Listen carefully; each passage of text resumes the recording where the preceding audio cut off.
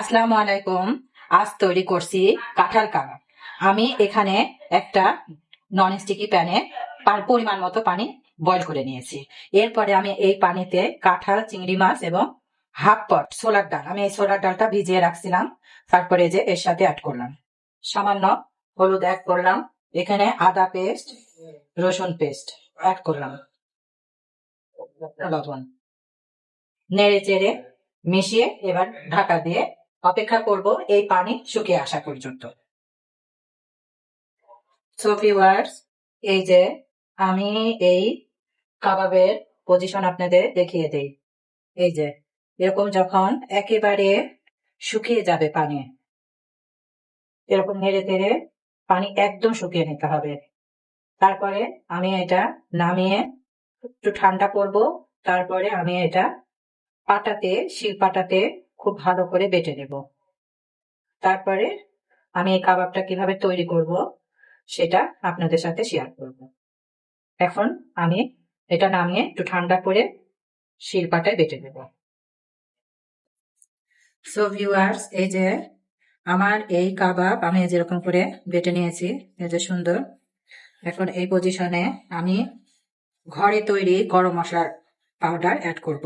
এখানে আমি দিয়েছি সাদা এলাচ, গোলমরিচ, লবঙ্গ, তারপরে জিরা, এগুলো খুব ভালো করে তেলে ভেজে নিয়ে তারপরে এটা গুঁড়া করে দিয়েছি, এটা অ্যাড করব।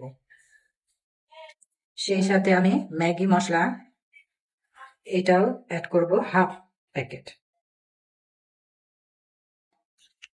সেই সাথে আমি কাঁচামরিচ কুচি অ্যাড করব, পেঁয়াজ কুচি অ্যাড করলাম, চাট মশলা দিব সামান্য, আর আমি এখানে কাবাব মশলা দেব, রাঁধুনি কাবাব মশলা সামান্য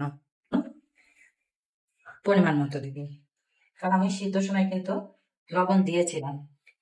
এখন আমি এই কাবাবটা খুব ভালো করে হাত দিয়ে এই মশলার সাথে মিশিয়ে নেব। এরপরে আমি হাতে একটু তেল মাখিয়ে, এরকম করে তেল মাখিয়ে আমি এখান থেকে পরিমাণ মতো এই কাবাব নিব, আর আমি শেপ করব। এখন সো ভিউয়ার্স, আমি এই যে এরকম গোল শেপ করে নিয়েছি, আপনারা আপনাদের পছন্দ মতো শেপ করে নেবেন। এরপরে আমি এই কাবাবটা ডিমে চুবিয়ে নেব। আমি একটা ডিম এরকম করে গুলিয়ে রাখছিলাম, ফেটিয়ে নিয়ে আসলাম, এরকম করে ডিমে খুব ভালো করে এপাশ ওপাশ এরকম করে চুবিয়ে তারপরে ব্রেড কাম দিয়ে তারপরে আমি ভাজবো। এই যে এরকম করে ব্রেড কামে মুড়িয়ে মুড়িয়ে আমি ভেজে নেব। সো ভিউয়ার্স, এই যে আমার এই কাবাবগুলো ভাজা হয়ে গিয়েছে, আমি এরকম ব্রাউন কালার করে ভেজে নিয়েছি। এরপরে আমি এরকম করে আলতো আলতো করে তুলে নিয়ে আমি সাজিয়ে পরিবেশন করব।